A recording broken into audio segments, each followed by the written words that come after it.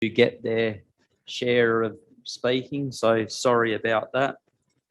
But I wish everyone well here to the meeting for February 2022. The council meeting is open to the public due to the easing of public health order restrictions. There's no QR codes required, and wearing of mandatory masks will end at, this will be the last meeting unless something changes. The council meeting is being live streamed via YouTube and recorded and published online via council's website. To those present in the meeting today, by participating in the public meeting, you are consenting to your image, voice and comments being recorded and published. The Mayor and/or General Manager have the authority to pause the live stream if comments or debate are considered defamatory or otherwise inappropriate for publishing. Participants are advised that they may be subject to legal action if they engage in unlawful behaviour or commentary. So we would normally go to what's on the sheet, but you're happy to move a motion of urgency, yes, Councillor? Yes. I'll accept that. Yes. Once you move it, go. Yes. Move it to bringing in a 10-minute public forum. Yes. And we, so we could move to bring it forward. Councillor Aldgate, Councillor Page, all those in favour? So in favour is Councillor Gallagher, Councillor Page, Councillor Turley, Councillor Boland, Councillor Aldgate, Councillor Hewitt, Councillor Chandler, Deputy Mayor Hickey and Tom Kennedy. Against, Councillor Brown. So we'll just give 10 minutes. We'll go back to GG Barb. You just want to keep it fairly brief because we still only got 10 minutes.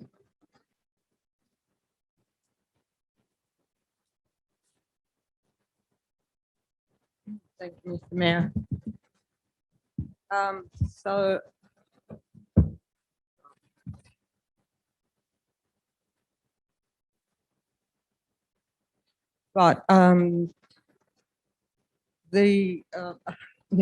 the first council meeting this year, I already mentioned that I would have loved to see a motion to the local government conference in New South Wales regarding the intake of refugees. This was not about Broken Hill. This was about the region to increase our economy and our population.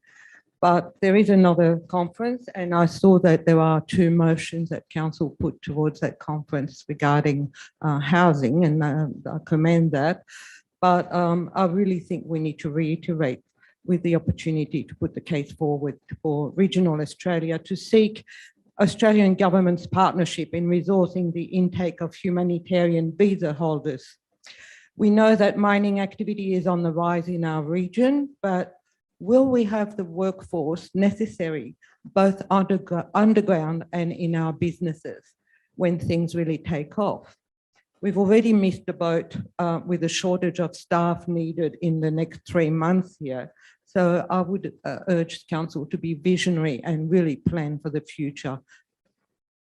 The other matter, also, Mr. Mayor, you said that you couldn't, my motion in January was rejected, and you said that we needed more time to consider it before we put it to council, and we also needed community consultation. So I really do hope that we will soon have a transparent community consultation about growing our population and economy through the intake of refugees in this city.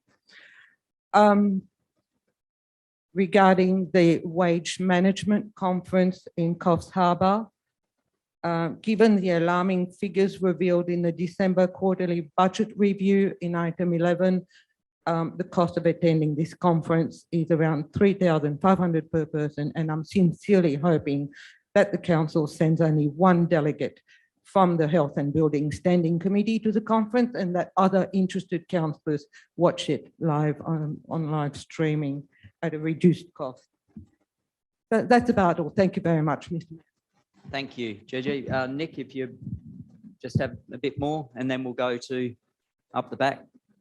We'll just wait for Nick to finish his, and then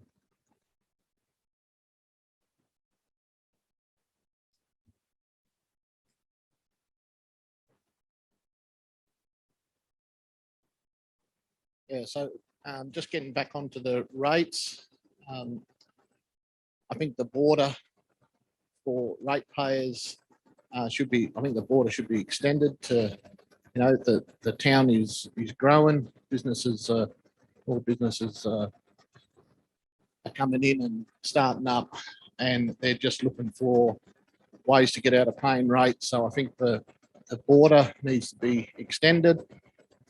Also, the rate should also be if, based on if the land is vacant or if the land's getting used.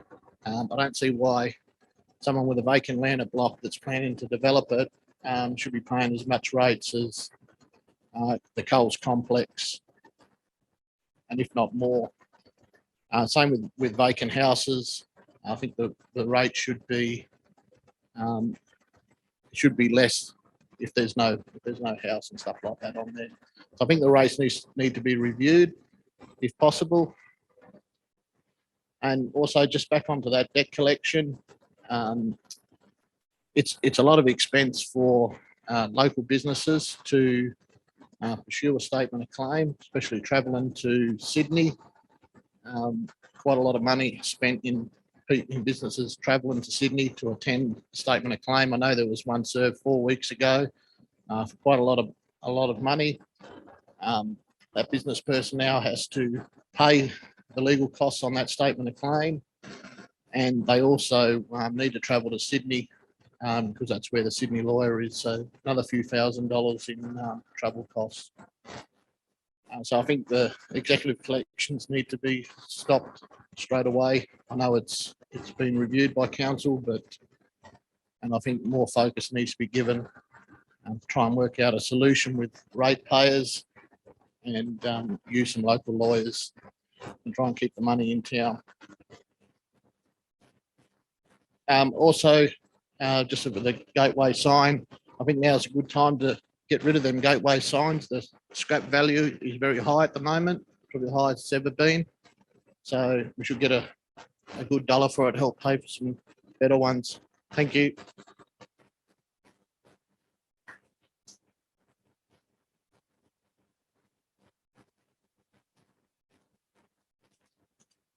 I should have said, just state your name for the record. Sorry about that. So it was GG Barb, I think I said, and Nick Bobos. Just state your name for them. Okay, my name's Lorraine Robertson. I've been in touch with the council over the water that's going to come out of the Imperial Lake when it's finished. And I was just wanted to ask the General Manager whether there's any answers to the letters and things that I've put into the council about the condition of the creek. Thank you. No, we haven't received any responses yet, but we are chasing it up, and we'll make sure we get a response and work with Essential Water and the Department of Land and Water to get an outcome. Yeah, Noel, I've been trying to go to the Lands and Water one through Roy Butler for about 3 months, and they don't seem to want to answer him. So is that where you're going to? You'll probably find that the council will get a lot more success because we're the statutory authority around all this. So they have an obligation to, they can't not talk to us, put it that way. And just a quick question, Lorraine. So were you consulted about the lowering of that dam wall that could cause significant impacts on your property, the property across the road, or do you know that anyone in that area was consulted with by Essential Water about lowering that dam? No, the only time I've ever done anything about the dam was when I went to your meeting to save the Imperial Lake back, 18 months, 2 years ago. So you've been since told that there could be a significant flooding now that the wall's been lowered. Is that right? That's what I took Chris Ford for the other day and showed him, and I think he got back to you. Yeah. So Chris Ford, for everyone, is a council employee that's gone out and had a look at what's happening in the creeks below the Imperial Lake.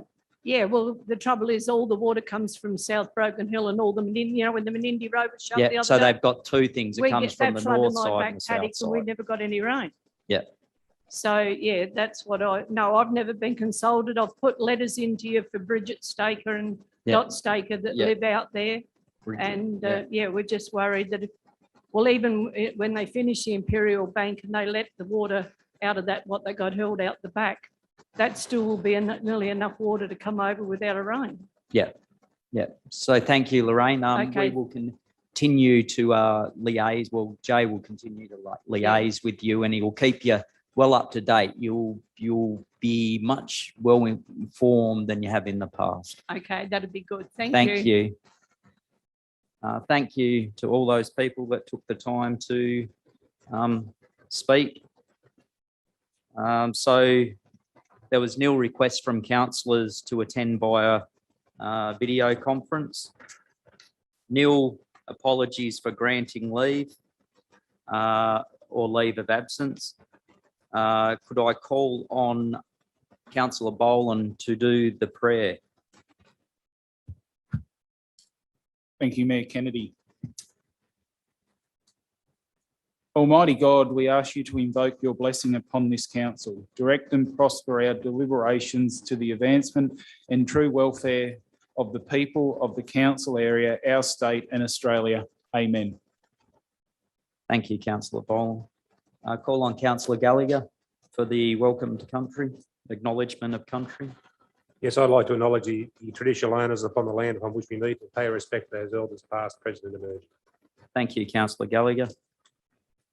Do we have a councillor willing to move and second the minutes for confirmation? We have a mover? Move Councillor Allgate, second Deputy Mayor Hickey. All those in favour? That is carried unanimously. Thank you, councillors. Disclosures of interest. We have nil disclosures of interest. Does anyone have a late thought of a disclosure? No. Remains nil disclosures.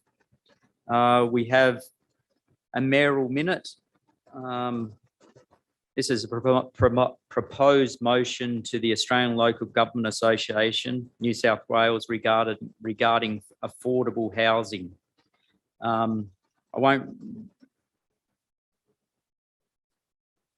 Sorry, I just realised with the late motion that I will have a conflict of interest. I don't think you do have a conflict of interest under the rules, Okay. Councillor Turley. As a I'll just councillor note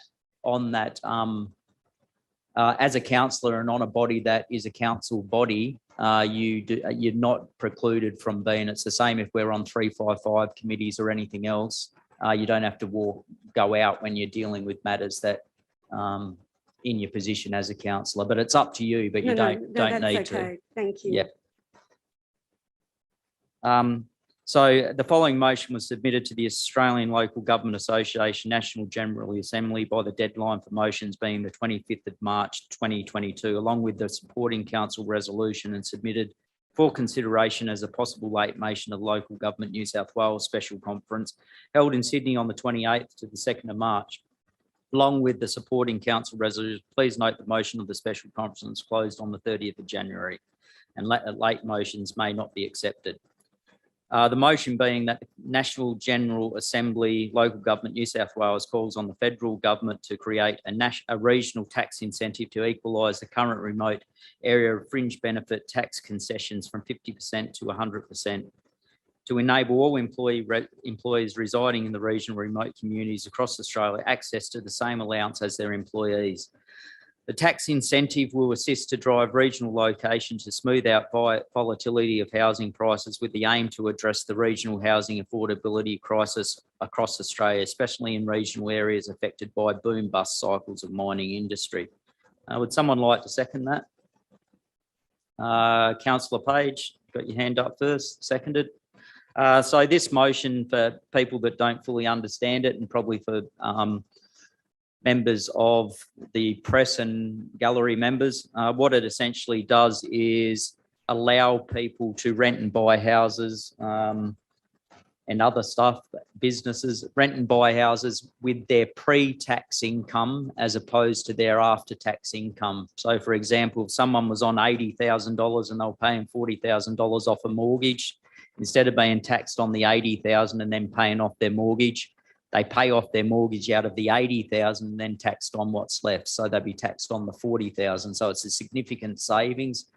People will be able to pay off their mortgages a lot quicker. And what it will do is it will encourage people that move to Broken Hill, because it's only if you live and work in Broken Hill. It's not if you work in Broken Hill and live somewhere else. It's to encourage people to live here. So it's not for investors or anything like that. So what it has the potential to happen is some of those people that would fly in and fly out, it's well worth their while to come to Broken Hill and buy a house in Broken Hill, because they'll be able to pay it off probably 10 years before they'd be able to pay it off somewhere else. For example, it flows on further to potentially nurses who may only want to come for 2 years, but because of the system that comes in, they might stay for 10 years and longer, because they'll be able to pay that house off in 10 years at a pre-tax amount as opposed to an after-tax, which this will result in probably more benefit to regional mining communities than any other pre-existing policy that's ever been put forward. It's a policy that this council supports, many other councils support. I hope the national local government and New South Wales local government associations support it. I hope that all members of the community, when they're talking about it, talk it up, because it is starting to spread. It's being mentioned everywhere, not just around town. It's starting to get its way outside town. And it's something that, if it does happen, we will have no shortage of police, teachers, miners, nurses, or any other employee in the city. It is a potential boom that can be matched by nothing else. So I'll open to the floor, and any speakers against first. I will allow brief comments if anyone wants to make any brief comments. Mayor Kennedy, can I please make a comment and ask a question, please? Yep. The fridge benefit, would it be extended to local businesses, say mining companies, other local businesses that could purchase houses on behalf of staff that are moving to town or currently in town, and allow those staff to pay the houses off through the employees, such as in the old days, I think it was the Zinc Corporation housing scheme? Yes, they can, Councillor Boland. They're actually able to do that at the as it is now, and what that's caused is the mining companies, in not so much in Broken Hill but in other mining areas, they buy the houses at inflated prices up to 800,000 because they want to bring people there. When what it does then is make it unaffordable for the people that are living in the town, and before you know it, you no longer have the people that run restaurants or anything else. They're forced out of town. So it can be done that. What actually this proposal allows is not only can the mining companies do that because they're companies, so can individuals. So that's the beauty of what's being proposed. No further speakers. All those in favour? That's carried unanimously, and thank you, councillors. I think it will be, as I said, a really, really positive. The second mayoral minute is the Broken Hill CBD revitalisation project, revised project scope and fundraising scope and funding submission. That the mayoral minute number 322 dated February 23, 22 be received, that council submit a variation in funding to the federal and state government for the funding achieved for the library archive and revitalisation project as outlined in the mayoral minute. The council note council's contribution to be made up to $6 million that has already been allocated and spent in council's capital budget this financial year in relation to the CBD revitalisation project. The council overall expenditure in the relations to the library and CBD revitalisation project has reduced by $6 million in accordance with the mayoral minute on the 12th of January 2022. Do we have a seconder for that? Second. Seconded, Councillor Allgate. Any speakers for? I'll briefly speak to it so that councillors understand it, members of the public, the media. So what we've in essence done is the proposed library cost to build the actual library and archives has gone down to about just under $12 million. Some of the additional things that were planned in there will be done in-house, which is going to have reduction. Council will match the federal grant by a 2.9 million of state grant and made up by council $6 million, $2 million has already been spent in the CBD, and we're hoping to spend another $4 million. That $4 million, when it's spent, will go out to the public and councillors to determine the projects. There's $21 million, I believe, that was earmarked in the original proposal to do CBD upgrades. So what this is about is a much smaller library archive proposal, where the current library, the front section, will be redeveloped so that it is rubbed back to the original fire station that is there. So we'll be able to expose some of those walls. It'll be used as the archive upstairs, downstairs, and at the back there will be a brand new library that goes back to the town hall facade. So it would be one complete thing. So the library itself will be funded completely from grant funding as opposed to council's contributions. Anyone want to speak against it? No? Brief comment? No. Yeah, I'd make a comment. Mayor. With comments, just really short, because it's not debating. I think, as far as I'm concerned, we're on the right track. We've changed. We're going to provide a new library.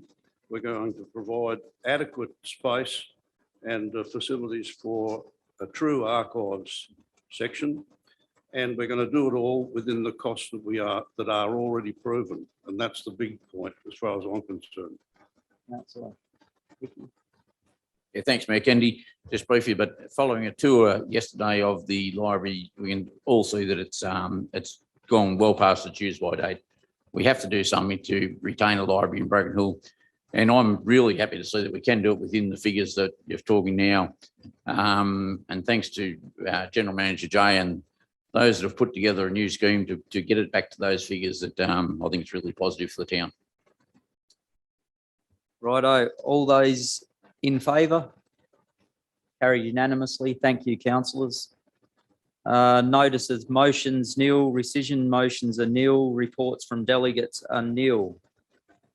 We now go on to reports. So for the gallery, these are the reports that are in the business paper. It's about 1 to 28. These are what we're going to. It is on page, so on about page 16 it starts. That's where the reports are. So item 1. Oh, sorry, Councillor Brown. Sorry, Mayor Kennedy, I wasn't sure where to fit this in or what to call it, but it's just a question on the agenda. We dealt with the disclosure of interest returns, but that's actually different from the conflict of interest, which doesn't seem to be on the agenda. Those disclosure of interest that item referred to the returns from the new councillors, but we haven't. There should be an item 2 for councillors to indicate if they have conflicts of interest with any of the items on the business sheet. It's just not there this time. So item 6 that I read out, Councillor Brown, was disclosure of interest, which includes your conflict of interest and your pecuniary interests. And I asked councillors, there's nil written here. Does anyone else have a conflict or pecuniary interest? I thought, Mr. Mayor, that just referred to that. No, that's item 1 of this report. So this is the form we always have. So if it's got a conflict of interest, whatever, it goes on here. So it's just referred to as item 6, disclosures of interest. There was none written in there, and I asked councillors, has anyone thought of a disclosure to come forward? And there wasn't any. Does anyone have a disclosure of conflict of interest or pecuniary interest in any of the items?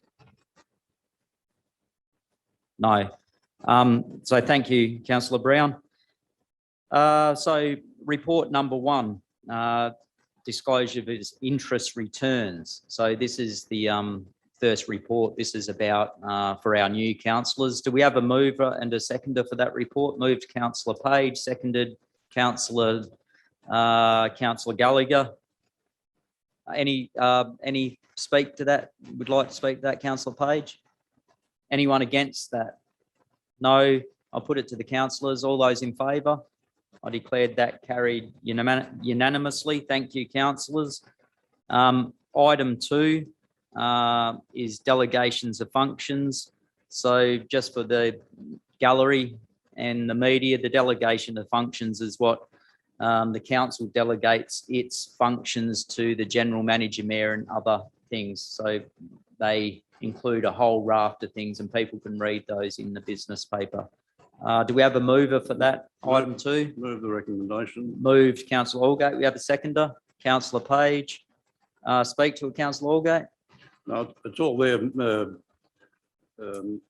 Mayor Kennedy. I think there might be some vacant positions that still need to be adopted. This is the Oh, no, so that's the next. yeah, Sorry, yeah. yeah. No, but So no, it's in the, everything's in the report. anyone speak against the motion? No. So it's a very, just for the gallery, it's a very important thing because this is how council operates. So even though councillors delegate the authority, as councillors were explained in a briefing this year, even though we delegate, we still hold the power of the delegation. So at any time, those delegations can be used by us as well. So keep in mind for councillors and the general public when talking to councillors. So that was carried unanimously. Item 3, appointment of delegates to committees. So there is, so we have a mover for that. Move the recommendation. Moved, Mayor- councillor Allgate, Mayor Kennedy. seconded councillor Gallagher. Happy to second that. And that we invite councillors to nominate to the various committees that haven't been filled up at this stage. Yep. So happy to accept that, councillor Gallagher. Yes, Mayor Kennedy. So what we're talking about is, so there's a number there that are vacant. If councillors want to look through them and contact the mayor's office, will put them in there rather than put councillors under pressure tonight to fill those positions. You like to speak in favour of that, councillor Allgate, or? No, not really, Mayor Kennedy. It's all outlined in the thing. There are quite a few areas where there are vacancies, but I'm sure they'll be filled up in the manner that you've spoken of. Yep. Thank you, councillor Allgate. Anyone against the motion? Yes, councillor Brown. Yes, Mayor Kennedy, I think I'm more in sympathy with what councillor Allgate suggested first. I think I don't think it would take too long to fill some of those gaps. I think we've already left those committees in limbo for 6 months, or it will be 6 months. So I think we need to get things going and get some of those. I mean, there aren't all that many, maybe 3 or 4, and if we don't fill them tonight, I don't feel any pressure to, nominate for things that I, don't want to. So I don't think it's going to take long to try and fill those gaps, or at least as many as possible tonight. Councillor Mayor Allgate. Kennedy, I'd be happy to include that. Councillor Can we do it Gallagher. tonight? Yes, Mayor Kennedy. Got no issues with that. I'll put it, well, I won't put the motion. If councillor's happy to go through it, we'll go through it, and then we'll, and Lisa will get a copy of who added, and then we'll go through it. Yeah. So the works committee is filled. The health and building is filled, and the policy in general. The community strategic roundtable is filled. Alma Oval Committee is filled. Broken Hill Heritage Committee, there is 1 councillor on that. There's an opportunity for 4. I'll nominate for that Councillor committee. Turley, yep. Anyone, any other councillors? I'll nominate for that. Mayor Councillor Kennedy. Boland? Anyone else?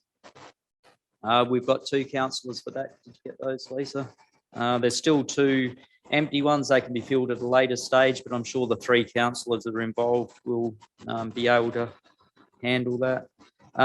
So the Broken Hill Regional Art Gallery, we have 2. The BIU Band Hall Community Committee, we need a councillor for that. Any councillor interested in the BIU band hall? Councillor Allgate, thank you. Friends of the Flora and Fauna, Barrier Ranges is filled. Memorial Oval is filled. We only needed one councillor, but I'm glad to see there's two. I've got no problem with two. Does any councillors have any problem with two councillors? Norm Fox Sporting Committee, same thing, two councillors. Does anyone have any problem with that? No. Picton Sports Ground, we have a vacancy on that. Any councillors interested in the Picton Oval? Councillor Gallagher seemed to put his hand up there Down the road. reluctantly. We'll put Just him down on the that. road, so yeah, I'll take Yeah. it. No worries. The Australian Floodplain Association, there's an alternate position. Is anyone interested in the Councillor Brown? Happy for that. So then we have the Australian Mining Cities Alliance, the Audit Committee filled, Asset Naming Committee. We have two on that. There's still three short. Any councillors interested in that? It's not I'm happy to nominate Councillor for Turley. that. Yep. Anyone else? So we have three councillors for that, which is good. Lead Reference Group filled, Liquor Accord filled, Broken Hill Traffic Committee filled. Club Grants, we have a vacancy on that. Is anyone interested in that? Councillor Page. That's takes the two. The Community Assistance Panel, that's fine. Companion Animals, fine. Country Mayors Association, fine. Disability Inclusion Action Plan Working Group, fine. O'Neill Memorial Park Precinct, fine. Far West Joint Organisation. Just for councillors' information, that committee may go into hibernation. Yeah, so just for everyone's, we were hoping to continue to get funding to run that, but it's well short, as I'm sure Councillor Turley would be able to let everyone know. The General Manager's Performance Appraisal, we have 5. Review Committee, sorry. Library and Cultural Precinct Steering Committee, we have 2. Menindee Lake Stakeholders Group, do we have a councillor interested in being in the Menindee Lake State? Councillor Brown, thank you, Councillor Brown. Murray-Darling Association, we have 2 councillors. Reconciliation Plan Working Group, we have 2 councillors. I'm happy to put my hand Councillor up for that. Turley, thank you. Tidy Towns Working Group, we have 2, that's filled.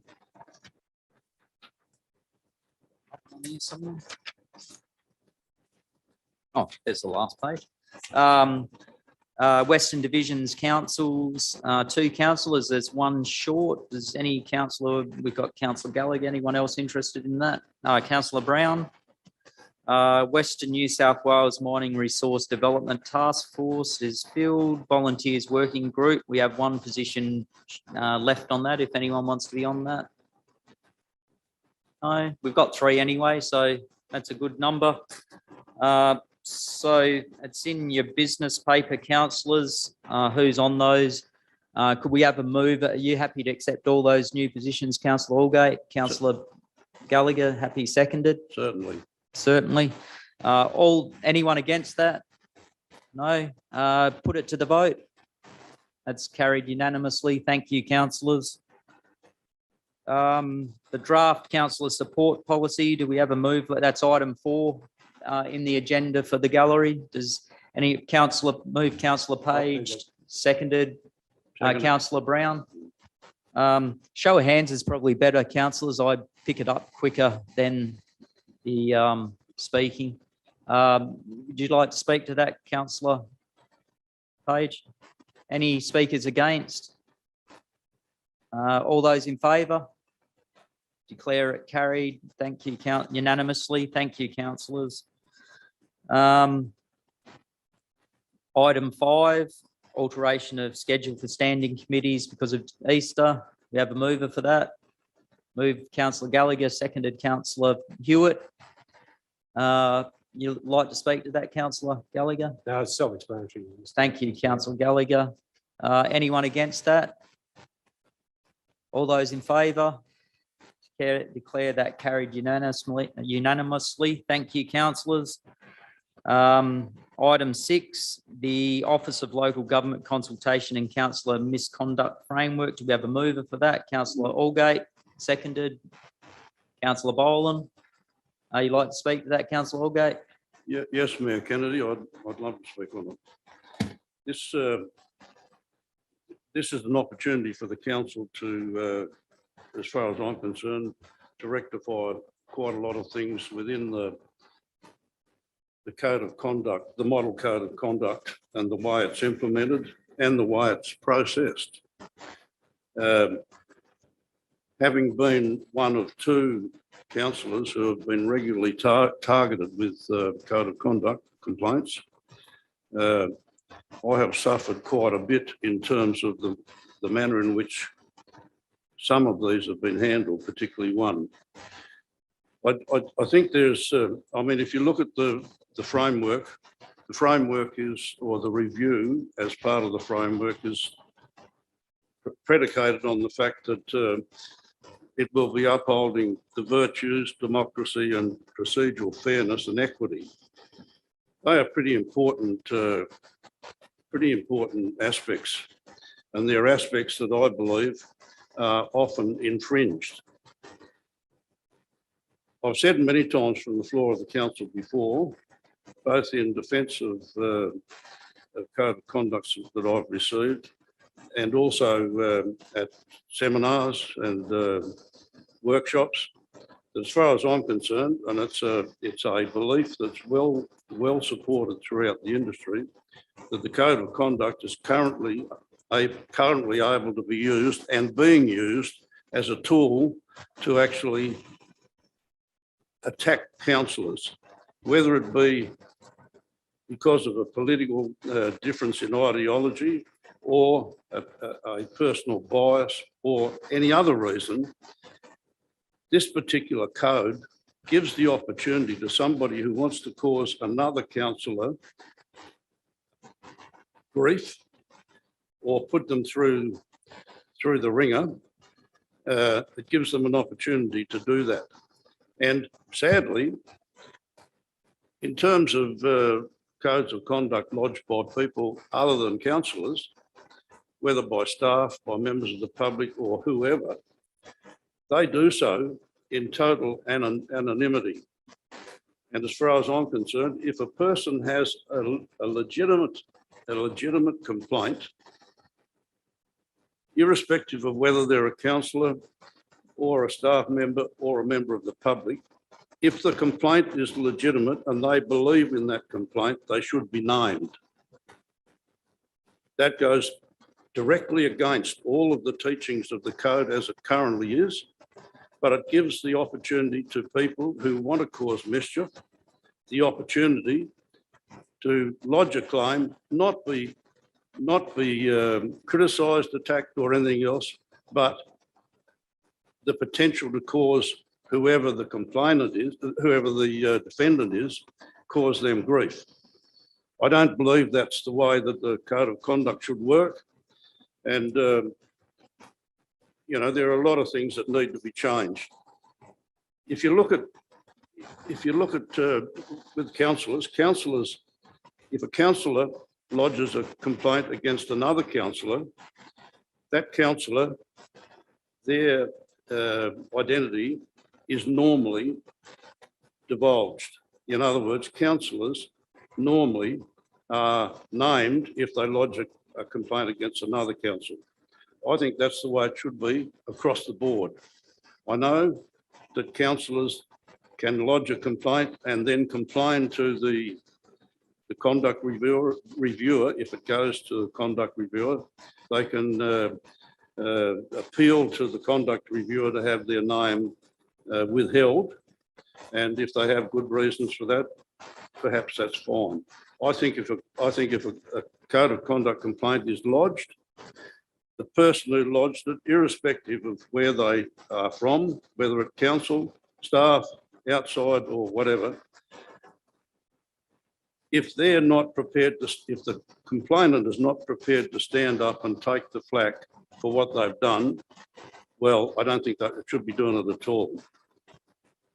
This ability for people to anonymously complain about the actions or misdeeds or misconduct or whatever of a councillor is, I think that's just totally flawed. Now, what concerns me more, and this concerns me personally because I was the subject of it, the system is that when a code of conduct complaint is lodged, it's lodged to the general manager. If it's about a councillor, it's lodged to the general manager. The general manager then either decides that it's of merit and will.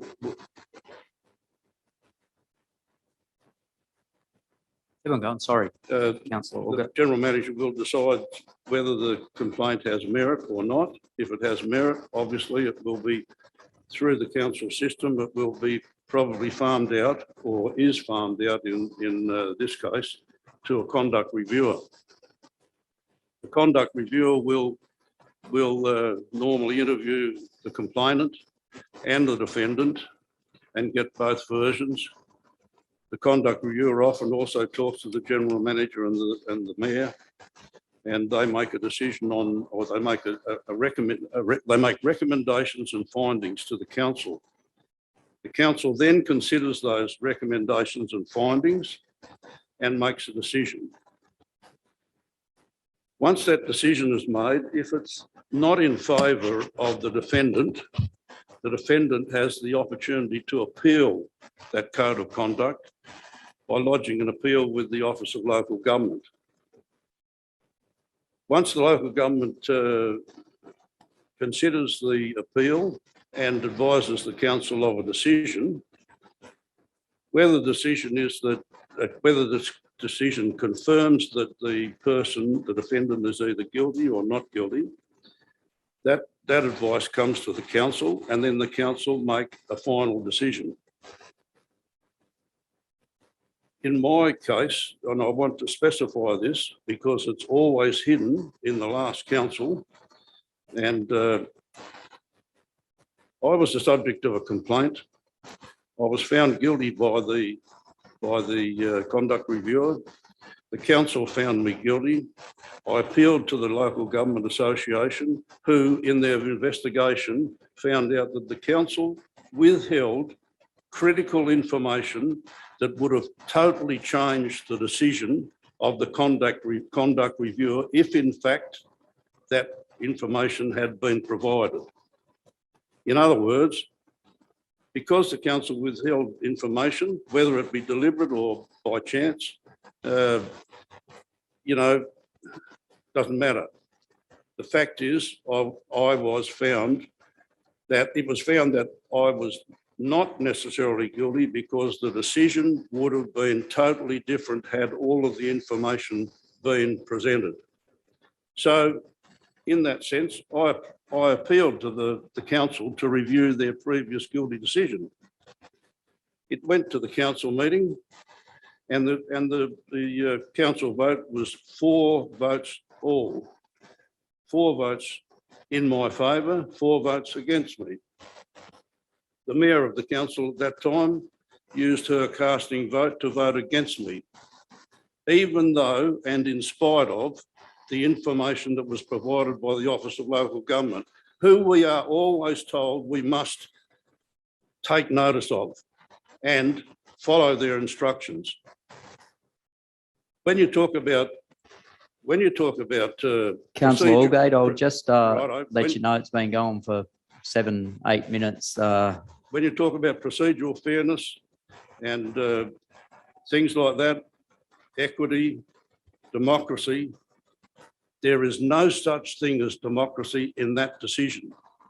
And that situation, I'm sure I'm not the only one that suffered as a result of that, and that situation should be deleted or not able to be repeated in this framework. Yeah. And I think we should point that out.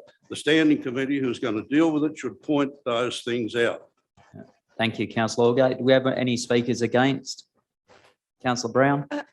Yes, Mayor, Mayor Kennedy, I've really got a question. I don't want to speak against because I do. You're I'm quite if I happy can to have a ask a comment if question. you like, Well, Councillor it's a question Brown. about the process. Well, it's a question about how the standing committees will operate. I'm just assuming that any delegation to any of the standing committees will come to council first. Yeah. Before in each case. I mean, Yeah. as I say, I'm not against No, this. no. I really just asking Yeah. a question about how the committees are going to operate and what So what the in the way process will they be. used to, Councillor Brown, so really they'll just be putting they'll be working on getting it and then putting a recommendation to the council as a whole to accept it. So anything those committees come up with will come to the full council for the decision. So their role will be recommendations. So they'll have a recommendation on the way, how they believe that our submission will be, and then it'll go up to the council to finalise, accept it or change it. So if that makes it more clear for not just you, but also members of the other councillors and members of the gallery. Any speakers against? No speakers against. I put it to the councillors. All those in favour? Declare it carried unanimously.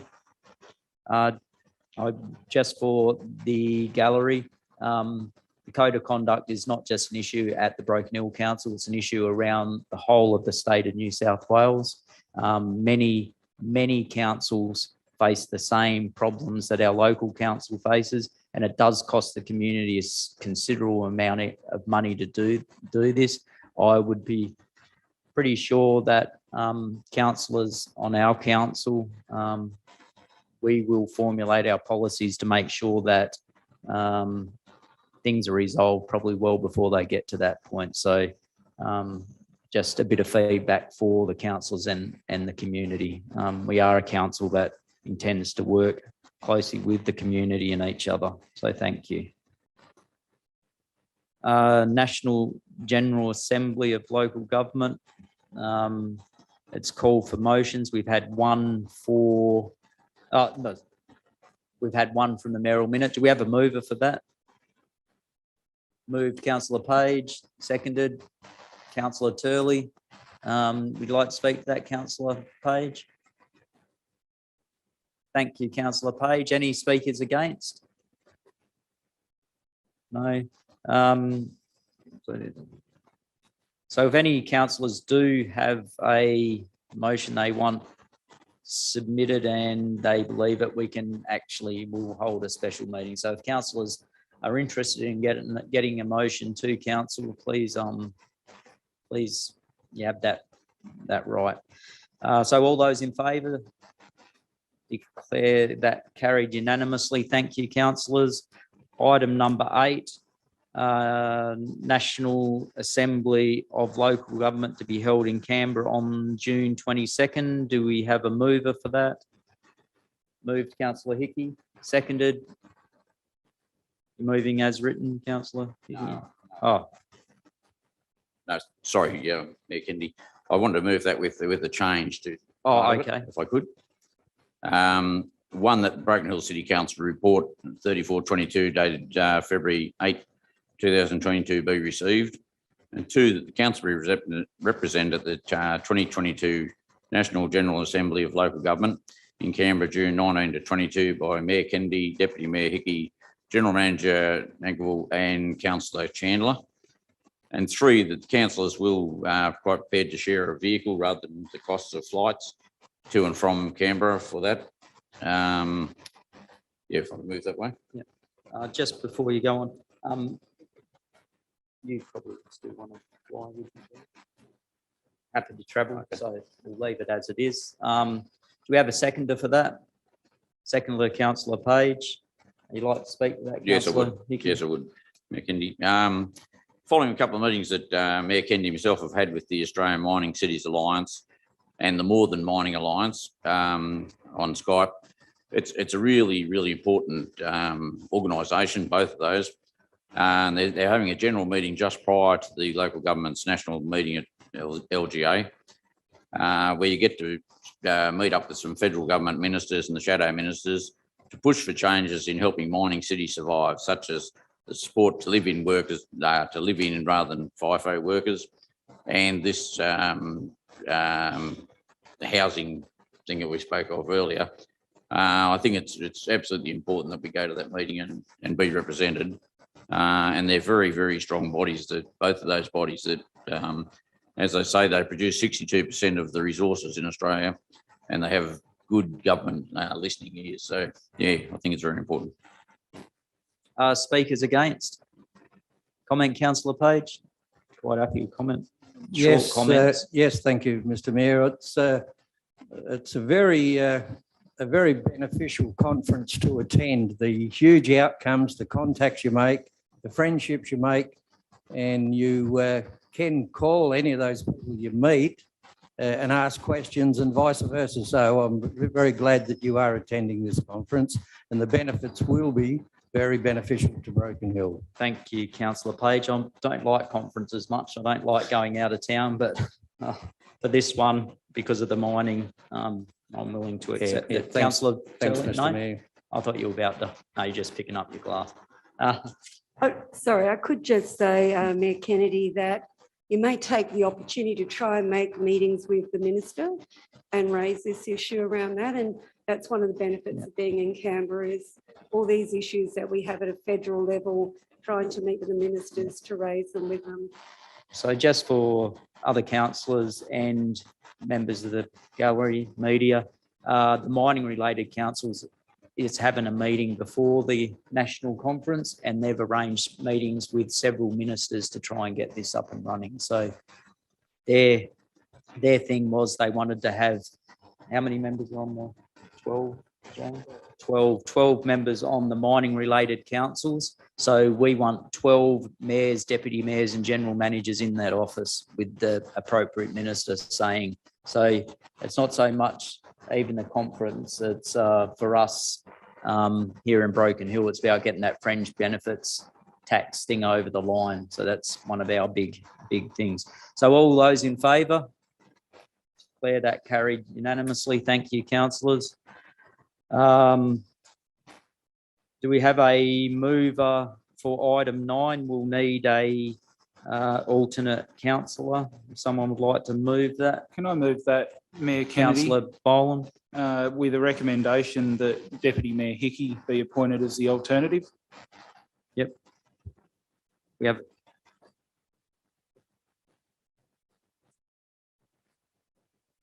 Oh, sorry, you would be, you'd probably be a conflict at the moment with your private role. So could we have another councillor for that?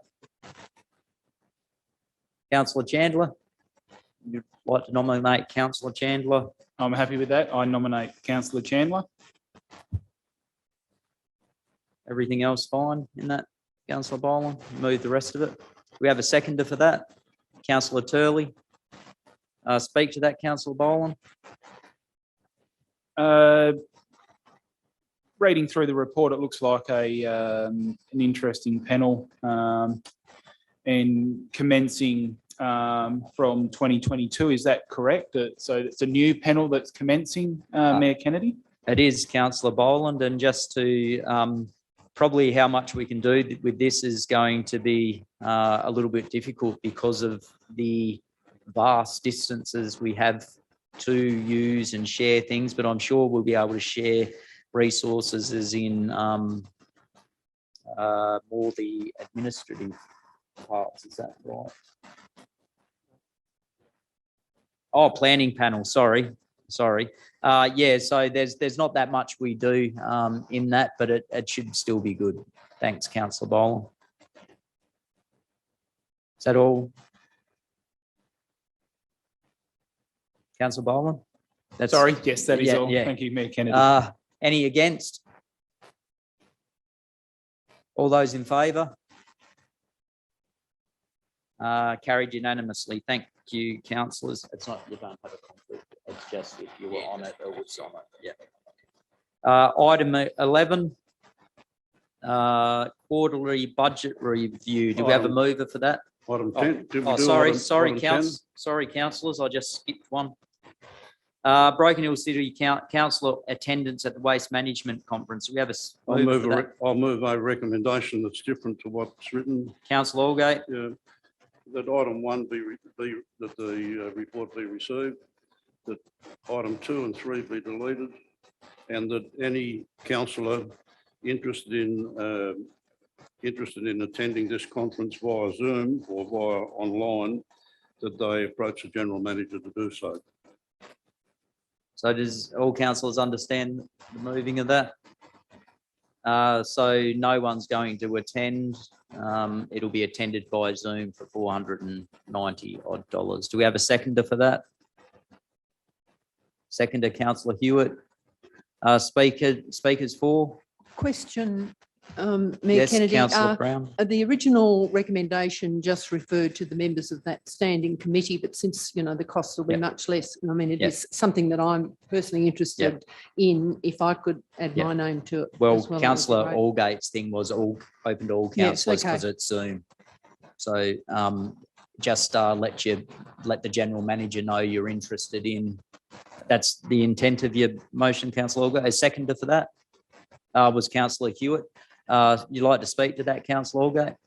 Just briefly, I think, as was mentioned by one of the members of the public, there are many conferences that where the council needs to be in attendance, but I don't see the need for this particular one.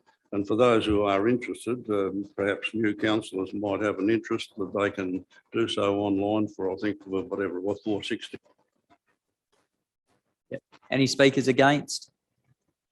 All those in favour? Declared it carried unanimously. Thank you, councillors.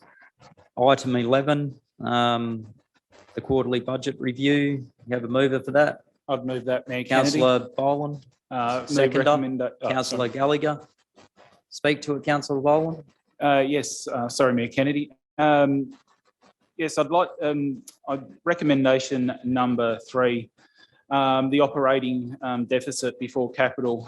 It seems to be blowing out. It's now at 2.8 million. That's a concern. And also, is there any possible way that councillors can be provided with an A4 and an A3 printed budget set? I know I find it a lot easier to go through budgets with a ruler and an old-fashioned pencil or red pen, and it's a lot easier to understand exactly the position of the council if it's in front of me with a bit of paper and I can write in margins. You want to add that as a number 5, Councillor Boland? Yes, please add that as Councillors be number 5. provided with that. That's so that you got that, Lisa. You happy to accept that, Councillor Jewett? I think I called you Councillor Hewitt a second ago. Sorry. Can I make a You comment? happy to accept that? Could I make a comment? Yes, Councillor Mayor Kennedy. Allgate. Comments to be kept brief though, less. Yeah.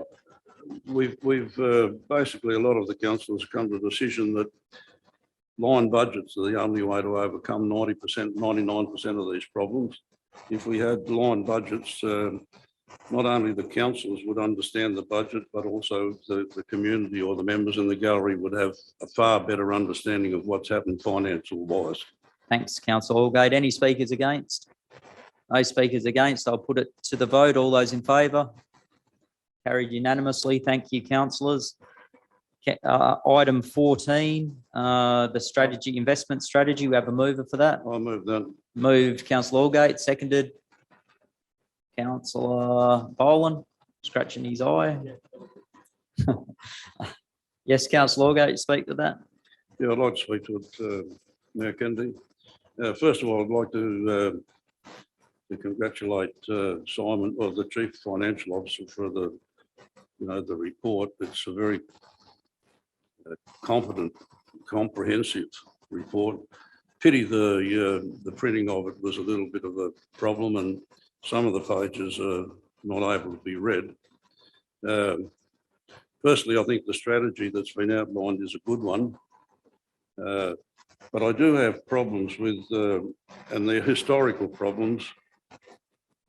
It's fine. What I feel is that it's fine that we've got term deposits totaling $23,371,839. That's a significant amount of money in the kitty. But what concerns me is that some of that money is made up of the disposal of assets. Not in this council's time, but in previous council's time. For instance, the sale of Shorty O'Neill Village was, to my way of thinking, was a disaster. We sold that.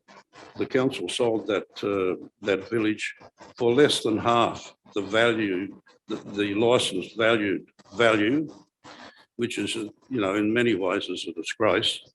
The second thing is that other things that contributed to that 23 million or made part of it or affected it were the sale of the film studio at less than half the amount of money that the council expended on that facility, and the caravan park, which was sold to the lowest bidder instead of the highest bidder.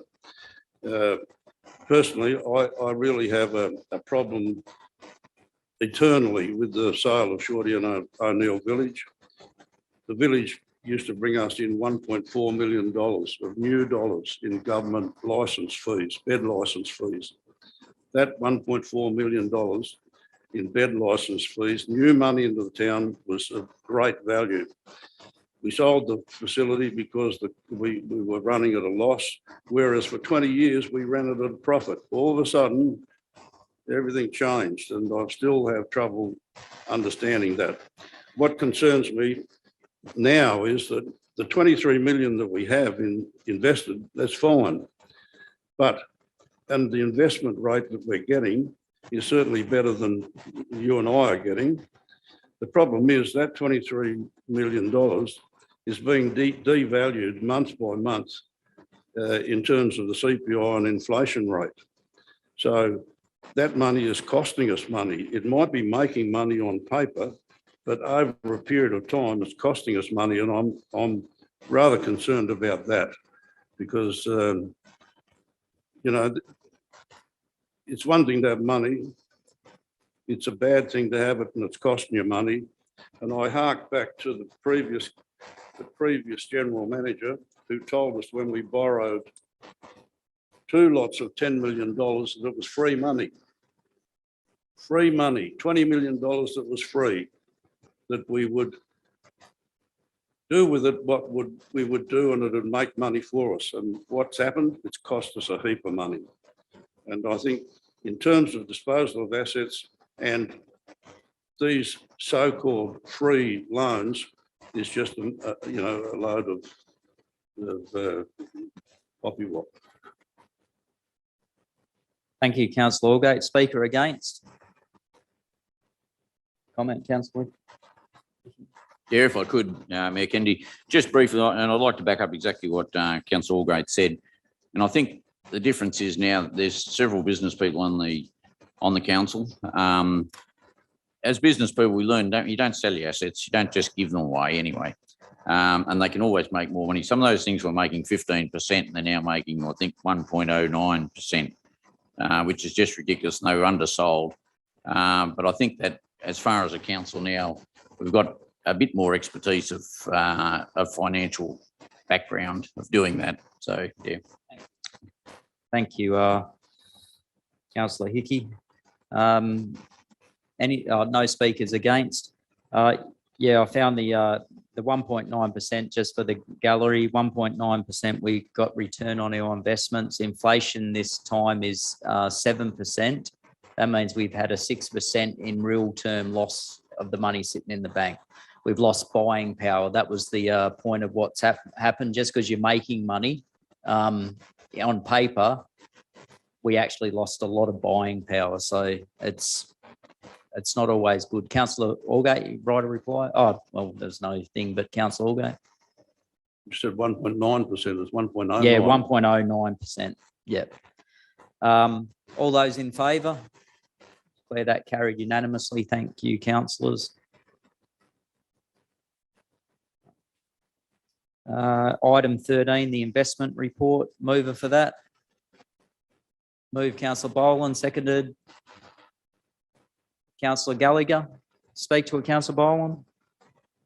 Thank you, Mayor Kennedy. Again, it looks pretty good in the current environment. I note that the US inflation's hit a 40-year high at 7%, and Australia's inflation, the Reserve Bank of Australia in their statement on monetary policy in November 2021 is predicting Australia's inflation this year at the 5.5%. So there's certainly some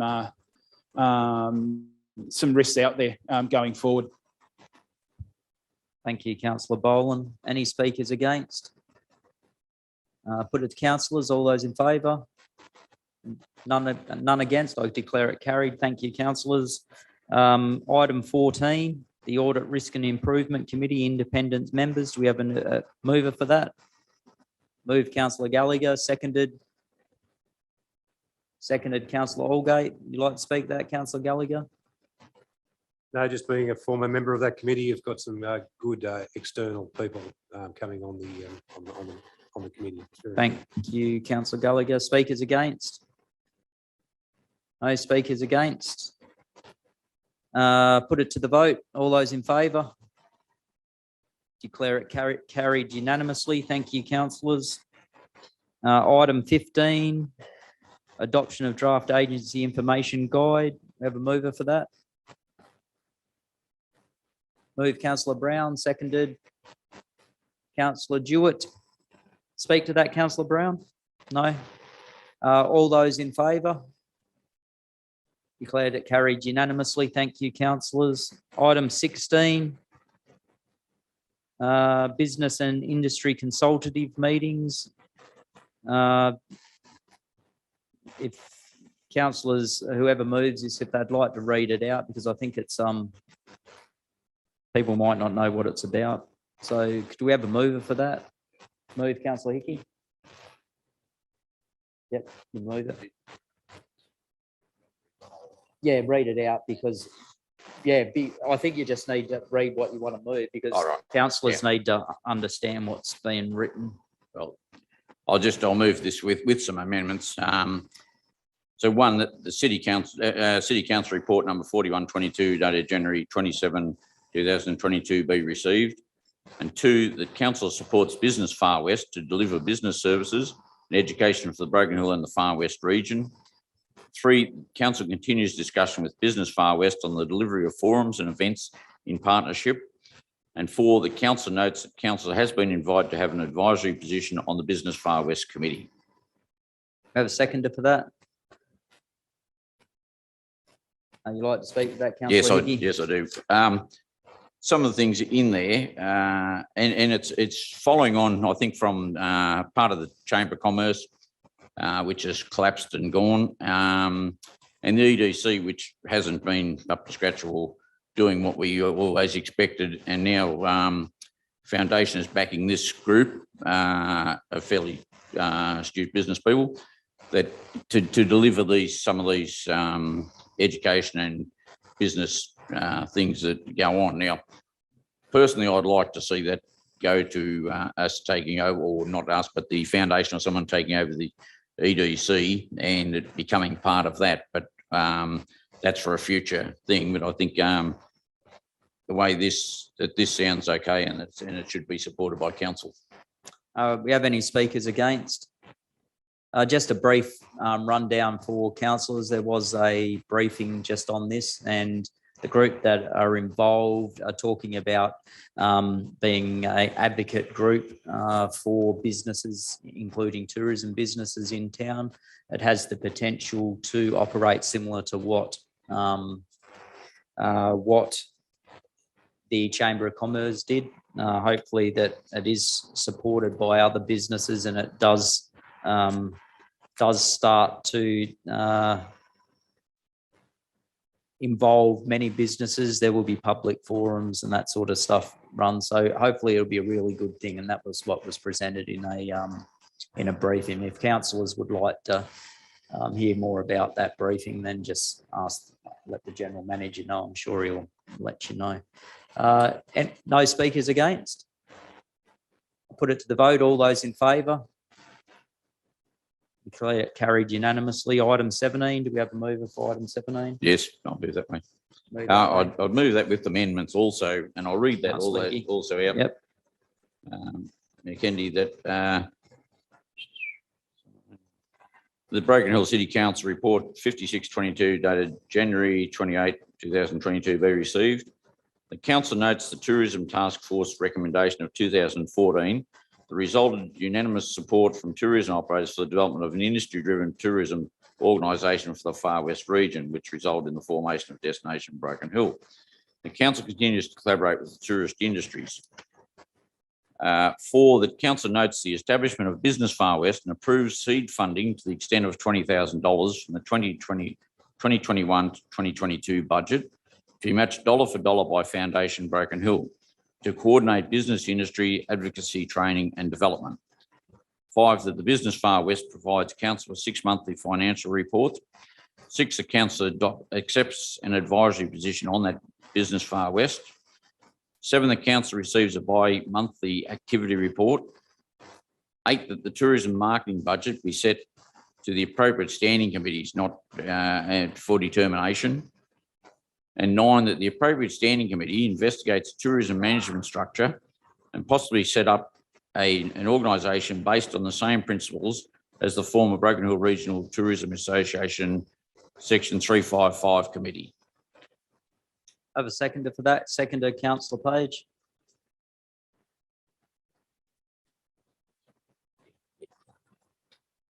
Like to speak to that, Councillor Hickey? Yeah, look, most of it, as we'd spoken, and it's a little bit different to this, but I think we need to keep control of the tourism section through a Section 355 committee. I don't think you can put that out there just for, it's got to be, it can't be just, I think it's proven that industry driven or industry controlled doesn't quite work, and it gets some offside. It needs a lot more people involved to it to make that committee a good one. And when you've got numerous walks of life coming into it, I think it's a fairer way of running it, and that's in my opinion. Thank you, Councillor Higgy. We have a second. We have a speaker against. Any speakers against? All those in favour? Oh, sorry, Councillor Turley. Yep. Sorry, Lisa.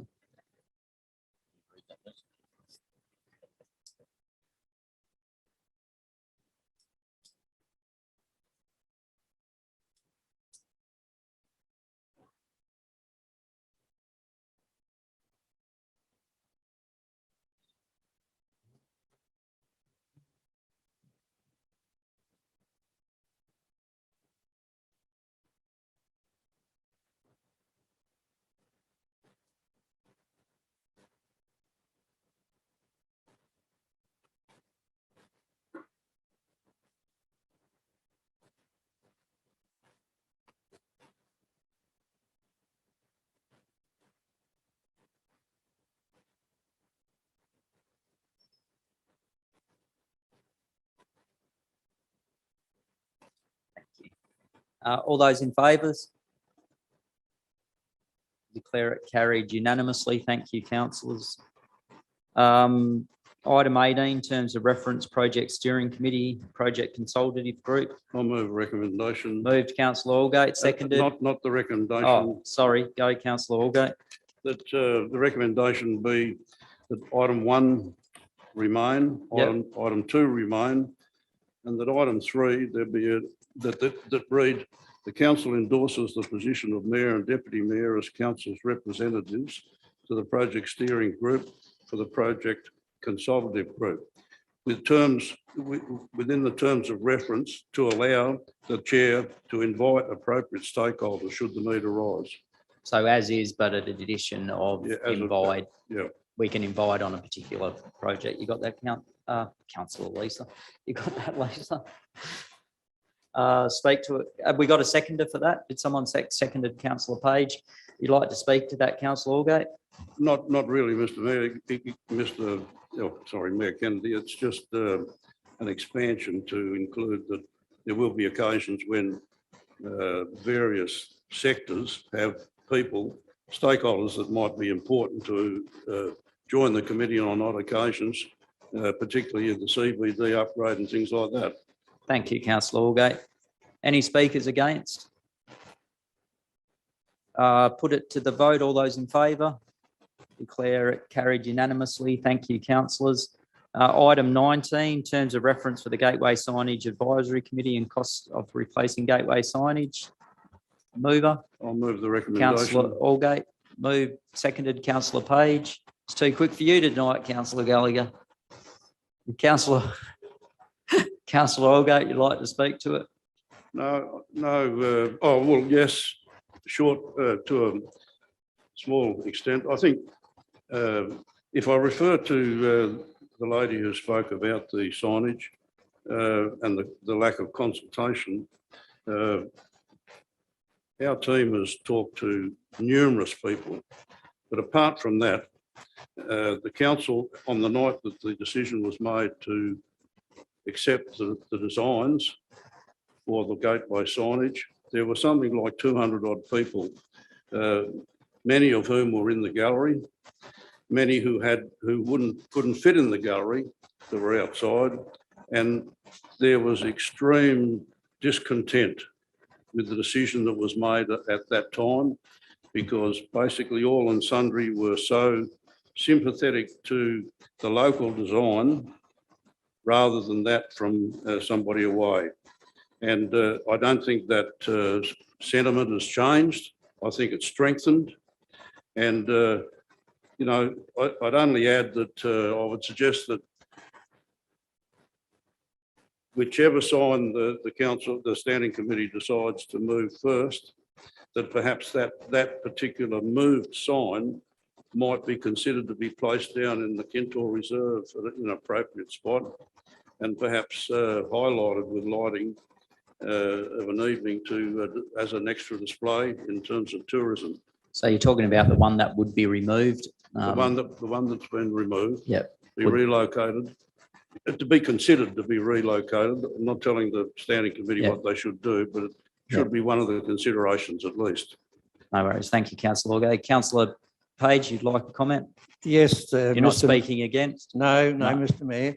In regard to this issue, if you do have a shortage of members on this committee, I know it's full at the moment, but I'd be happy to join that committee. Quite happy to. Would you like to add the terms of reference to allow additional councillors if they're interested? Yes. Councillor Page, you're happy with that? Yes. Yeah. Thanks, Mr. Mayor. If any other councillors interested, please let the Mayor's office know. I'm sure that councillors wouldn't have a problem with that. All those in favour? Oh, speakers against. Is there any speakers against? Sorry. No speakers against. All those in favour? Councillor Gallagher, Councillor Page, Councillor Boland, Councillor Allgate, Councillor Jewett, Councillor Chandler, Councillor Deputy Mayor Hickey, and myself. Against, Councillor Turley and Councillor Brown. Thank you, councillors. Item 20, progress on the report detailing options for a truck wash. Do we have a mover for that? Moved Councillor Page, seconded Councillor Gallagher. Councillor Page? No, this is long overdue, mate, so it's good to see that it's being dealt with. Thank you, Councillor Page. Any speakers against? No speakers against. Put it to the vote. All those in favour? Declare it carried. Thank you, councillors. Just for the gallery, this is about the truck wash we've been trying to get for, I don't know, at least 20 years I know of, but probably well before that. I think the late Leanne James was on it well before that. So this is moving to a stage where we might actually get a truck wash. So hopefully, fingers crossed. Item 20, I said that was carried unanimously, didn't I? Yep. So thank you, councillors. Item 21, do we have a mover for item 21? Moved Councillor Boland, seconded Councillor Chandler. Councillor Boland, you'd like to speak to it? Thank you, Mayor Kennedy. Reading through the report, this project looks absolutely wonderful. And it's great to see the traditional owners on board, or will be on board, engaging with them.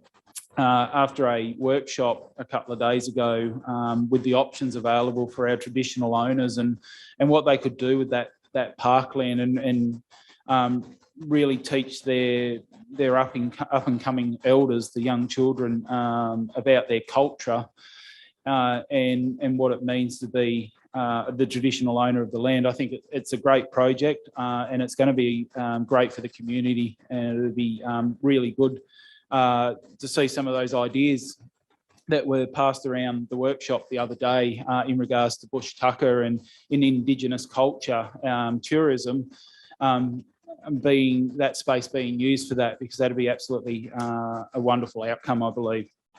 Thank you, Councillor Bowler. Any speakers against? Any comment? A comment, Councillor Brown? Mayor Kennedy. I suspect that this is going to be a fairly lengthy process. I have some concerns about the fact that the proposal would involve using a piece of the regeneration area. I think that could be, create a precedent that we don't want. I think the region is a very precious part of Broken Hill. It was one of the important aspects of our heritage recognition. And I think, it's the thin edge of the wedge principle. It does concern me about that. I also note we all know the length of time it's taken to resolve a lot of these issues with DPIE and so on. I think the thought is, very commendable. I'm glad the traditional owners are enthusiastic about it, but I do, I remain concerned about the region. I think if this does take place, I think we need to make it very clear that this would be a one-off, because otherwise there are lots of temptations. I know a few years ago there were proposals to extend beyond Brown Street, I think it is, whichever the last one is, into the regen area that would be, and I think that was pretty solidly resisted at the time, and I think these temptations can be quite dangerous. So I just like to, include that in the comments. That's something I think that we need to watch. Thank you, Councillor Brown. So yes, it most definitely will come back to council well before, and as you said, it'll probably take a long time, and ultimately council may decide to move it not into the regen, but there's a few vacant lots there and that sort of stuff. So it's not, I think in principle, we're talking about something that should and could happen, which will potentially reduce domestic violence and other potential things. Some of the people that have spoken to me, they want safe spaces and that sort of stuff, bush tucker and other areas where people can learn to do things. So there's a lot to talk about. It certainly wouldn't be something that is going to happen quickly, and it certainly wouldn't be something that didn't happen with engagement with the broader community. So your comments are well received, Councillor Brown. Any speakers against? Put it to the vote. All those in favour? Declare it carried unanimously. Thank you, councillors. Item 22, community sector involvement. We have a mover for that. Moved Councillor Gallagher, seconded Councillor Chandler. Councillor Gallagher, you'd like to speak to that? No. Any speakers against? I'll move an amendment. You move an amendment, Councillor Allgate? Do you want the amendment now? Yes, thanks, Councillor Allgate. That the three items already listed as recommendations and item 4 be added, that the matter be referred to the appropriate standing committee for consideration, that there be an item 5, that the mayor be authorised to liaise with appropriate community groups to address the homeless issue in the CBD. Yep.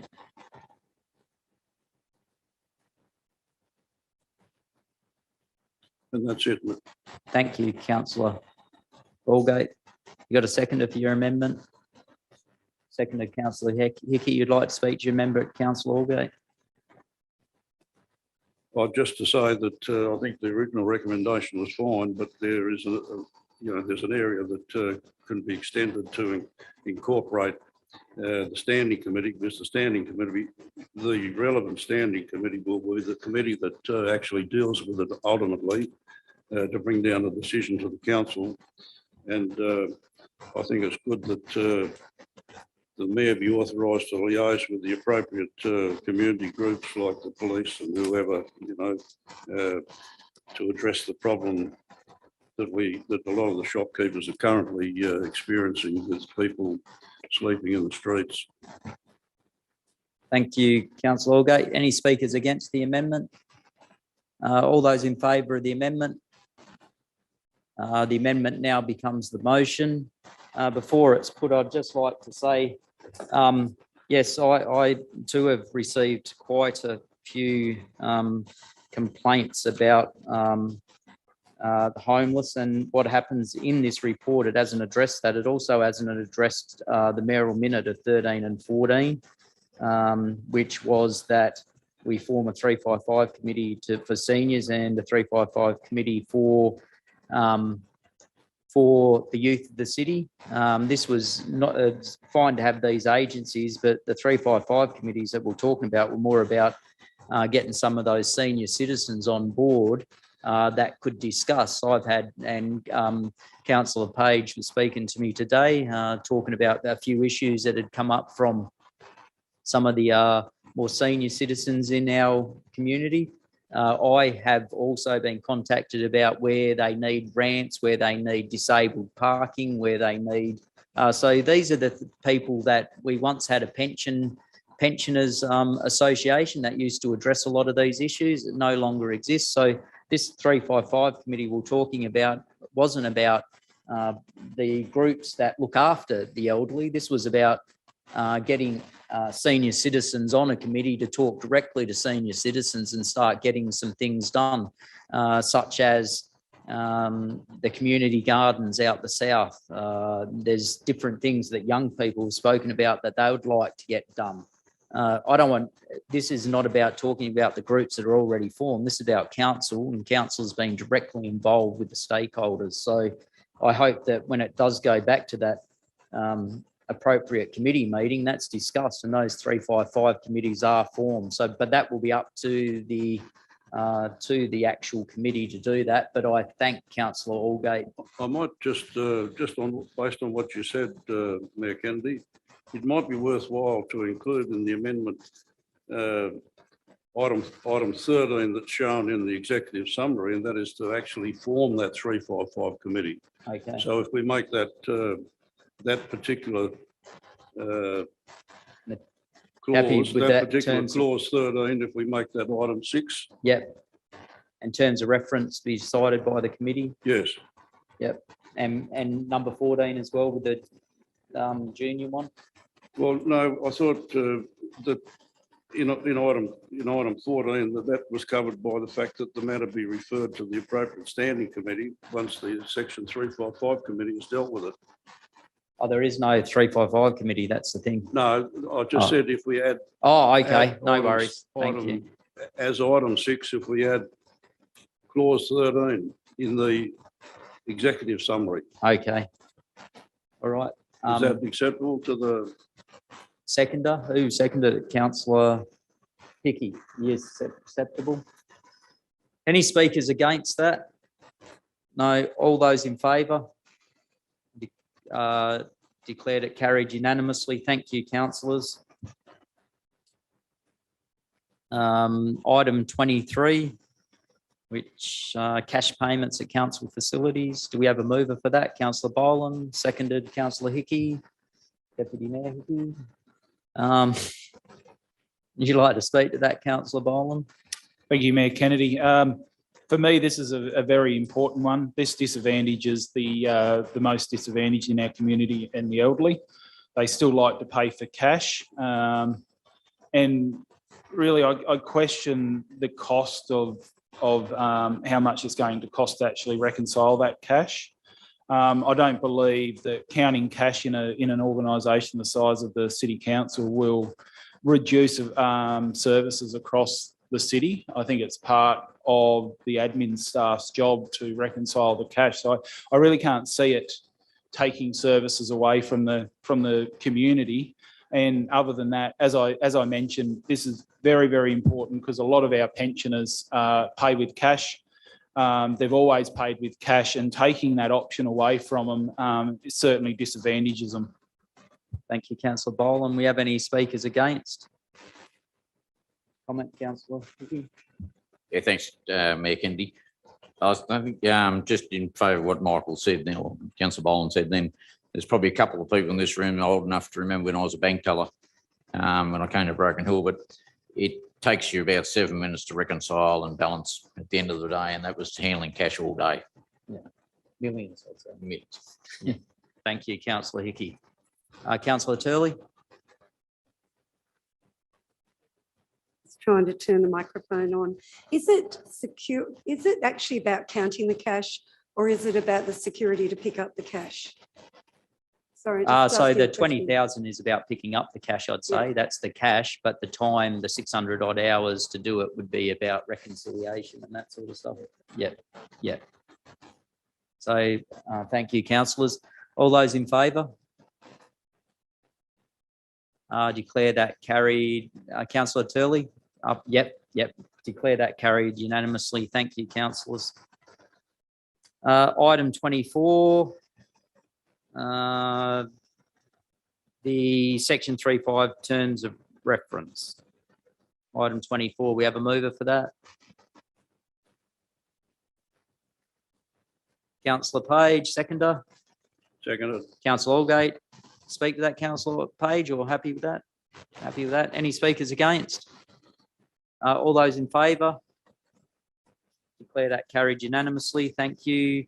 Item 25, local traffic. You move that, Councillor Brown? Definitely. That's your thing. Move, Councillor Brown, seconded. Councillor Hickey. Any points of interest in there, Councillor Brown? No comment. No one against that. Put that to the vote. All those in favour? Declare that carries unanimously. Thank you, councillors. Councillor Gallagher, this is your mover, is it? Councillor Gallagher moved, seconded. Councillor Hickey, quick speak to that, councillor.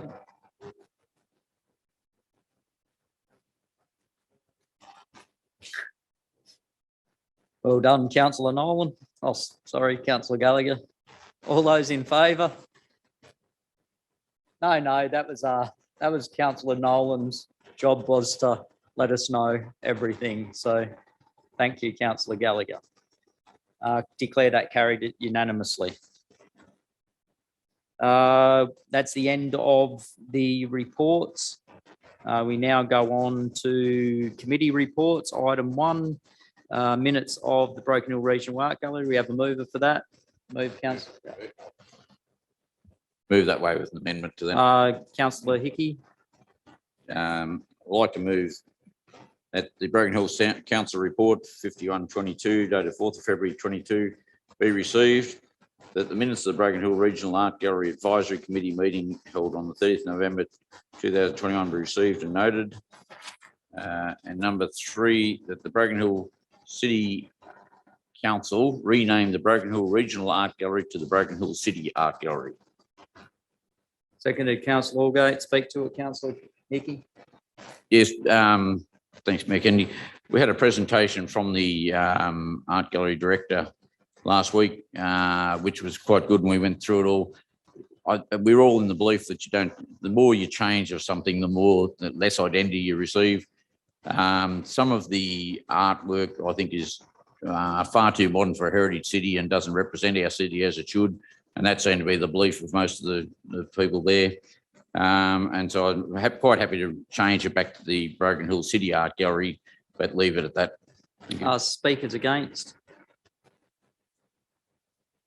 Councillor Brown? Yes, Mayor Kennedy, I'm speaking really against the elimination, I suppose, of the proposal to introduce the new branding style. I think. Would you like to move an amendment, Councillor Brown? Then we can, then we can debate. Whatever Yeah, point. but then you'll be debating what you're moving rather than. Yes, I do. I do Yeah. acknowledge that, but I suspect it's not going to have a very Still get it on the long books. future. But I will move the amendment which is the original recommendation. Okay, moved Councillor Brown, seconded Councillor Turley. You'd like to speak to your amendment, Councillor Brown? Yes, Mayor Kennedy, I think the recent history of the councillors, has involved many changes of logos, styles of logos, and so on. I think, but very soon we will have a really new and exciting opportunity to have a very visual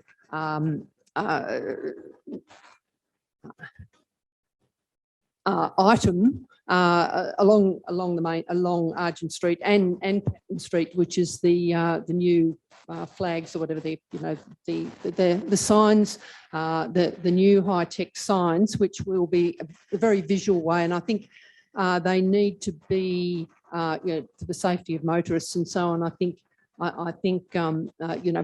people who know about the importance of a visual symbol that's very quickly recognised. I think if we've got something colourful, and I must say I personally was very impressed with the fact that this will be a very colourful, or has the potential to be a very colourful brand. Once people, and I don't think it'll take long for people to recognise it and know what it means. It doesn't have to be used all the time, but I think it will promote a very positive image of the gallery. I think it's an evolving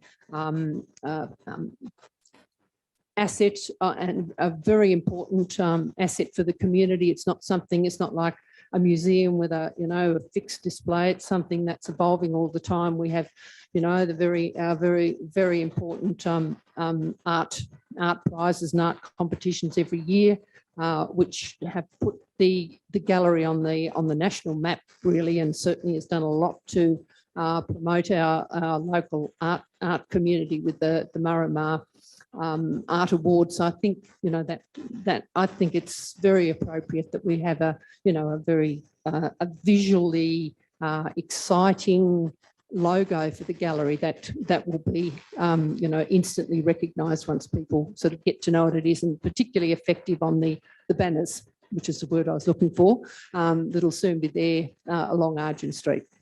Thank you, Councillor Brown. Any speakers against the amendment? I'll speak against the amendment. Councillor Allgate. I think Councillor Brown would expect this, given the briefing we had. I certainly don't agree with the banners. Certainly they're colourful. To me, they're meaningless. And it'll be interesting to get some public feedback when the banners go up, but they mean nothing to me. They don't display anything about councils, about the community's heritage. It was mentioned by one councillor at the briefing that he doesn't understand why all this arty-farty stuff is being promoted, and I'd have to agree. The thing is that I've always been a staunch believer that the council's original crest, the original crest that was developed many, many years ago, which clearly represents the heritage of Broken Hill, the mining industry, the pastoral industry, the Aboriginal movement, and I just forget what the other one is, so Councillor Brown might be able to help me there. But I believe that the council should have one crest, one logo. All of these units are still within the council. They still are the council operations, the art gallery, the Geo Centre, whatever. They still are council operations, and they should come under a standard council logo or crest, as far as I'm concerned. Any speakers for the amendment? Councillor Turley. Thank you, Mr. Mayor. And can I say that we appreciated the presentation presented by our staff, and I'm kind of interested because it's a branding style and item 4 that we're talking about. And that branding style is really about the images and opportunities that can be used when we actually promote our art gallery. Now, I think back of when I was a young person and about how I was challenged about some of our more earlier artists, Pro Hart and his images, how people couldn't understand the colours of the blues and how amazing we are, how we appreciate that now. Hugh Schultz, my favourite artist, in fact, and Sam Burns, the images that we've seen then in the early days, people were getting their head around it to understand what is this? And it's about different images and styles that different people will appreciate. And I think for this branding image and style, it is about the marketing tool. It's not about what we represent. It's about how do we actually capitalise on our art gallery and how do we actually engage with our community across the community, not just one section of it. So I support Councillor Brown's amendment and would encourage people to have a look at this this particular in item 4, the branding style that's been recommended. Thank you. Any speakers? Any speakers for the against the motion amendment? No? Yes, Mayor Kennedy. You're against the amendment? Yes, I am. Yep. To me, it looks like change for the change's sake. I agree. The logo means nothing to me. I just had a quick look at the current logo. It's got the Broken Hill City Council logo on it. And then the Regional Art Gallery. That's very identifiable wherever you are, not just in Broken Hill, in the country or the world. The logo that's presented, yes, it may be modern, may be trendy, but Broken Hill is a heritage listed town. We've got one of the oldest regional art galleries in Australia, and I think we need to promote that. And for me, it's a council asset, and it's not a council asset, it's actually a ratepayer's asset. And we represent the ratepayers and we represent Broken Hill. And to me, the art gallery needs that Broken Hill branding, the same branding that the Broken Hill City Council has. So it is identified as not a council asset, but a ratepayer's asset. That's how I feel about the logo. Yes, it's modern, looks funky, but for me, it just doesn't fit the feel of the city and or the art gallery. Thank you, Councillor Boland. Just a question before. It was stated that at the briefing that it would cost $36,000, but in the report it says about $800.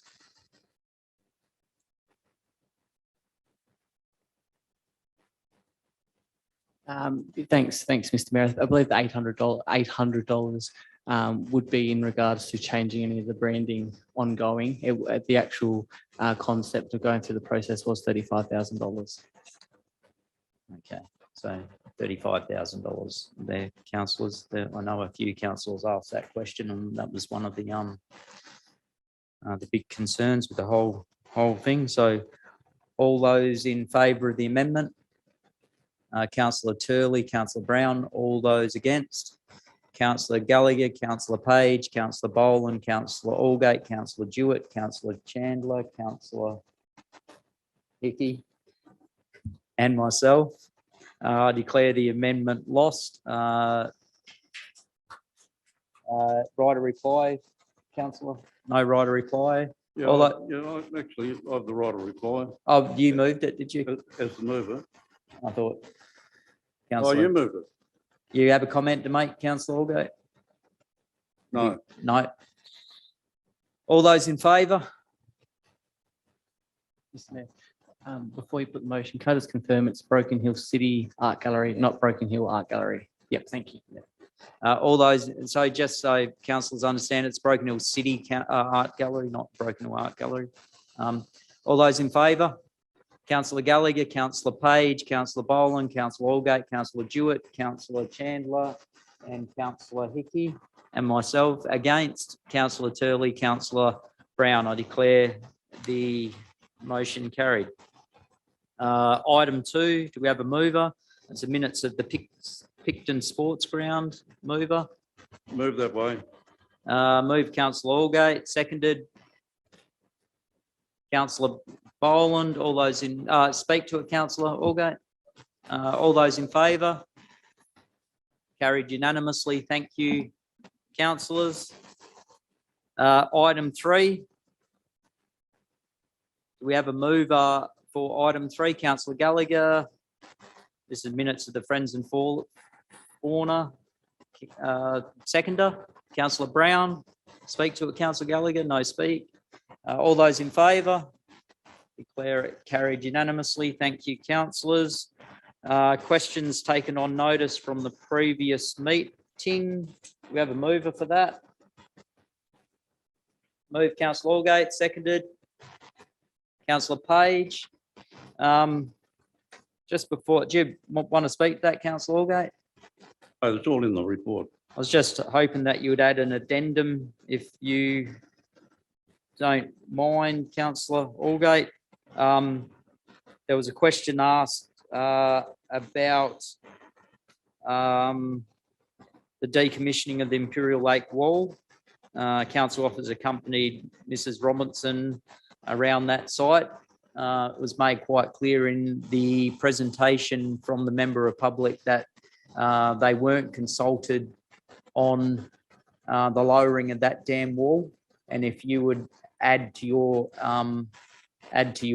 motion that invite the general manager to contact the appropriate water authority, including the Dams Commission, to ask why wasn't there consultation, and is that the appropriate format? Yes, so happy to include that in the resolution. Happy to second that, Councillor Page. Any speakers against? All those in favour? Declare the motion carried. Thank you, councillors. Number 14, questions for the next meeting agenda. Do we have any? No one? Thank you for that, councillors. We now move to, before we move to confidential matters, can we just, someone, well, we did address the public question time, so we probably don't need to have one at the end. Confidential matters, someone like to move, we go into closed session. Mover. Move Councillor Page, seconded Councillor Jewett. All those in favour? Carried unanimously. Thank you.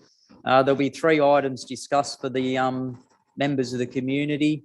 It shouldn't take overly long, so if people do want to hang around.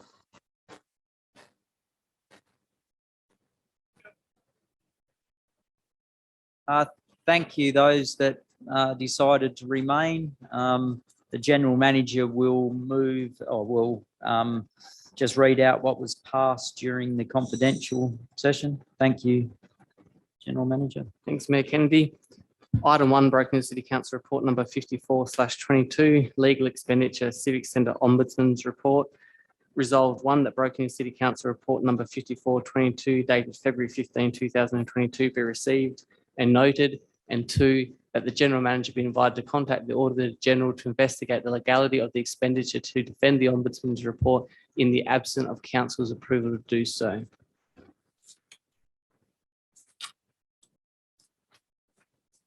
Item 2, Broken Hill City Council Report number 57/22, subject write-off bad debt 564 to 638 Barrier Highway. Resolved 1, that Broken Hill City Council Report number 57/22 dated February 18, 2022 be received. 2, the council approved the write-off of $61,302.29 in relation to the land at 564 to 638 Barrier Highway in accordance with the below report, attached documents and subject to legal confirmation.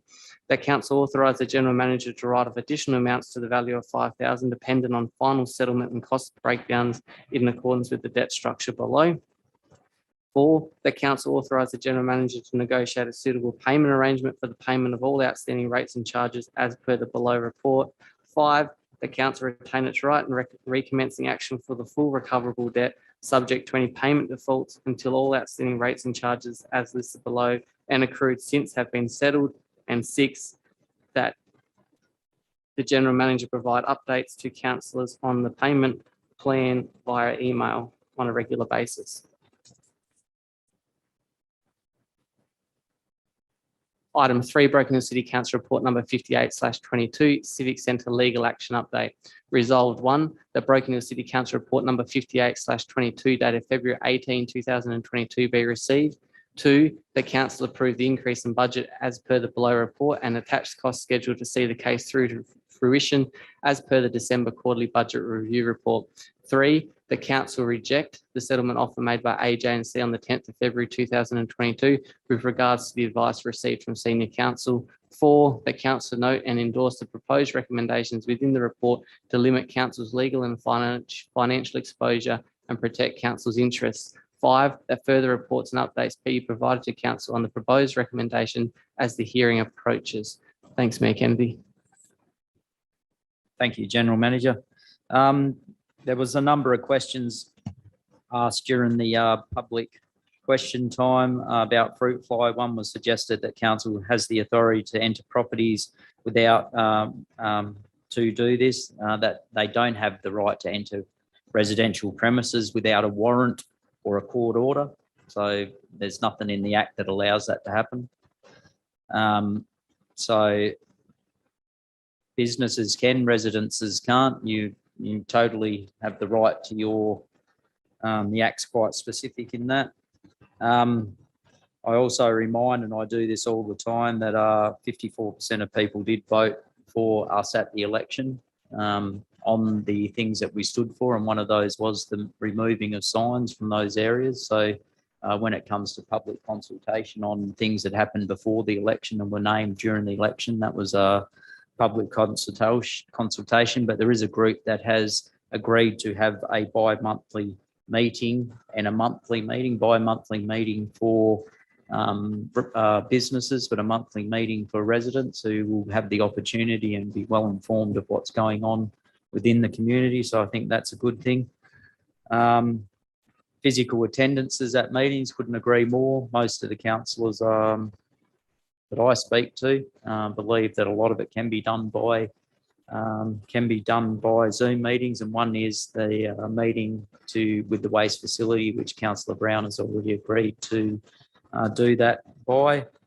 Other one was talking about charging businesses rates outside the boundary. Yes, I agree with that totally. What's happening is businesses are setting up just outside the boundary of the city, but they're also using the resources within the city, which puts an added impact on the businesses that are within the city.